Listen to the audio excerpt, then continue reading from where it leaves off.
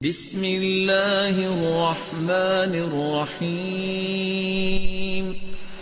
آپ صلی اللہ علیہ وآلہ وسلم جب رمضان المبارک کا آخری عشرہ شروع ہو جاتا اپنی کمر کس لیتے اور ان راتوں کو جاگ کے گزارتے اور اپنے گھر والوں کو بھی اٹھایا کرتے، بیدار کیا کرتے۔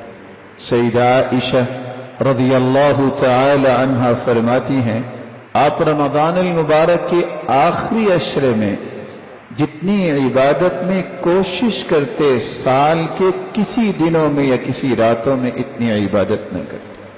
ہمیں ان 10 دنوں میں جو کام کرنے ہیں ان میں سب سے پہلا کام یہ ہے کہ ہمیں اللہ کے رسول صلی اللہ علیہ وآلہ وسلم کی سنت سمجھ کر اور آپ کا حکم سمجھ کر لیلۃ القدر کی تلاش کرنی چاہیے۔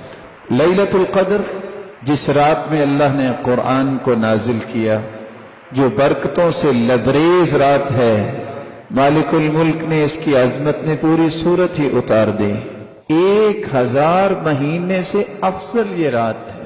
اس رات کو اللہ فیصلے کرتے ہیں کس کو کیا ملنا ہے، اس لیے اچھے فیصلے کروانے کے لیے التجائیں کرنی چاہیے۔ یہ وہ لیلۃ القدر جس کی تلاش ایک مسلمان کو کرنی چاہیے۔ رسول اللہ صلی اللہ علیہ وآلہ وسلم کے صحابہ، پھر تابعین، پھر سلف صالحین تیاری کیسے کرتے؟ آپ کو پہلا کام یہ کرنا چاہیے کہ ہر روز اپنے آپ کو ایکٹیو کرنے کے لیے رات شروع ہوتے وقت ہی غسل کر لیں۔ سلف صالحین ہر رات کو غسل کیا کرتے اور ان میں سے ایسے بھی تھے جو صرف غسل نہ کرتے بلکہ خوشبو لگاتے، اس امید سے کہ اللہ کے نورانی اور مقدس فرشتوں نے آنا ہے، تو ہمیں ایسی حالت میں ہونا چاہیے کہ ان کو کوئی تکلیف نہ ہو۔ غسل کرنے کے بعد دوسرا طریقہ، اس رات کثرت سے قرآن مجید کی تلاوت کی جائے، جیسا کہ سلف صالحین ایسا ہی کیا کرتے۔ اور تیسرا کام، اس رات کو کثرت سے دعا کی جائے۔ اس لیے سفیان ثوری کہا کرتے تھے کہ اس رات کثرت سے دعا کرنا کثرت نوافل سے مجھے زیادہ اچھا لگتا ہے۔ ابن رجب رحمہ اللہ تعالی فرماتے ہیں، اس سے مراد یہ ہے کہ ایسی دعا جو نماز میں بھی کی جائے۔ اگر اکیلی دعا ہوگی تو وہ بھی عبادت ہے، لیکن اگر نماز بھی پڑھے اور نماز کے اندر کثرت سے تسبیحات کرے، کثرت سے دعا کرے، تو یہ اس سے بھی اچھا ہوگا۔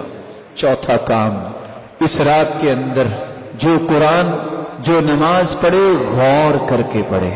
اللہ کے رسول صلی اللہ علیہ وسلم کی پوری زندگی گزری، عشاء سے لے کر فجر تک آپ نے مسلسل قیام نہیں کیا۔ کچھ لوگوں کا یہ ذہن ہوتا ہے کہ شاید عشاء سے لے کے میں کھڑا ہو جاؤں اور ٹھونگے مار مار کے ساری رات گزار دوں کہ آج میں نے 100 نوافل پڑھے ہیں۔ سید المرسلین نے یہ کام نہیں کیا۔ سید المرسلین نے جو کام کیا ہے اس قدر خوبصورت کیا ہے، لیکن تھوڑا کیا ہے کہ آپ اگر 11 رکعتیں بھی پڑھتے ہیں، 8 رکعتیں بھی پڑھتے ہیں، اس طرح دل لگا کے پڑھیں، غور کر کے پڑھیں، خشوع کے ساتھ پڑھیں کہ ادھر تمہاری زبان پہ یہ کلام جاری ہو، ادھر اللہ کی رحمتوں کا نزول جاری ہو جائے۔ اللہ ذو الجلال ہم سب کو توفیق سے نواز دے۔ اس رات کو کثرت سے صدقہ کرنا چاہیے، یہ 5واں کام ہے۔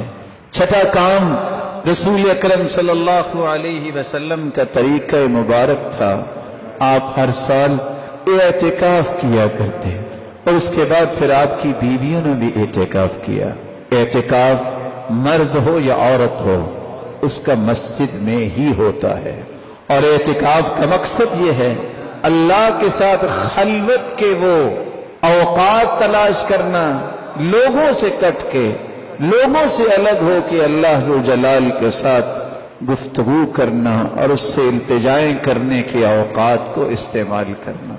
رسول اللہ صلی اللہ علیہ وآلہ وسلم نے ان 10 دنوں میں ایک اور بات بھی امت کو سمجھائی ہے، اور وہ چھٹی بات بھی امت کو نہیں بھولنی چاہیے کہ سال گزرنے کے بعد یہی وہ مبارک دن ہیں جن دنوں میں اپنے مالوں کی زکوٰۃ ادا کرنی چاہیے۔ جو شخص زکوٰۃ دے دیتا ہے اس کا مال پاک ہو جاتا ہے، اس کے مال کے اندر صلاحیت پیدا ہو جاتی ہے بڑھنے کی، اس کا مال جو رہ جاتا ہے وہ درست ہوتا ہے، اللہ اس مال میں برکت کو نازل کر دیتے ہیں اور اس کو بڑھانا شروع کر دیتے ہیں۔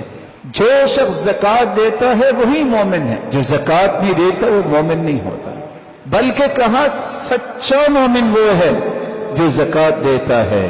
رسول اللہ صلی اللہ علیہ وآلہ وسلم پر قرآن نازل ہوتا ہے، جو شخص زکوٰۃ ادا کرتا ہے اسے کبھی بھی اپنے مال کے بارے میں خوف اور غم نہیں آئے گا، اس کے مال کی حفاظت اللہ کرتے ہیں، اس میں برکت اللہ عز و جلال داخل کرتے ہیں۔ رسول اللہ صلی اللہ علیہ وسلم نے تو فرمایا جو شخص زکوٰۃ دیتا ہے اس نے اپنے مالی سارے معاملات جو ہیں اللہ کے سپرد کر دیے، اپنی ساری ذمہ داری ادا کر دی مالی اعتبار سے۔ آخری عشرہ یہ برکتوں سے لبریز عشرہ ہے، یہ گنتی کے چند ایام ہیں، ان ایام کو اور راتوں کو غنیمت جانو۔ کیسے غنیمت بنا سکتے ہیں ان راتوں کو؟ ان راتوں کا قیام کیجیے، کثرت سے قرآن پڑھیے، کثرت سے دعائیں کیجیے، کثرت سے صدقہ کیجیے اور قرآن مجید کو غور کے ساتھ پڑھیے، اور رسول اللہ صلی اللہ علیہ وسلم پر ایمان لانے والے کے لیے ضروری ہے کہ اگر وہ ابھی تک اپنے مال کی زکوٰۃ نہیں دے سکا تو زکوٰۃ ادا کرے۔ آخری بات بڑی ہی عمدہ بات ہے، عشاء کی نماز کی کتنی رکھتے ہیں؟ 4۔ جب ہم فرض پڑھتے ہیں تو کتنے پڑھتے ہیں؟ عشاء کی نماز کے بعد پھر آپ 4 رکعتیں پڑھ رہے جس طرح آپ نے فرض پڑھے تھے۔ یہ عمل اللہ تعالیٰ کو اتنا پسند ہے کہ اللہ کے رسول نے فرمایا یہ 4 رکعتوں کا اجر اتنا ہوگا جتنا لیلۃ القدر میں 4 رکعتیں پڑھی۔ ان 10 راتوں میں اس عمل کو بھی اختیار کیجیے۔ اللہ عز و جلال ہم سب کو یہ سارے فضائل نصیب فرمائے۔ وآخر دعوانا الحمدللہ۔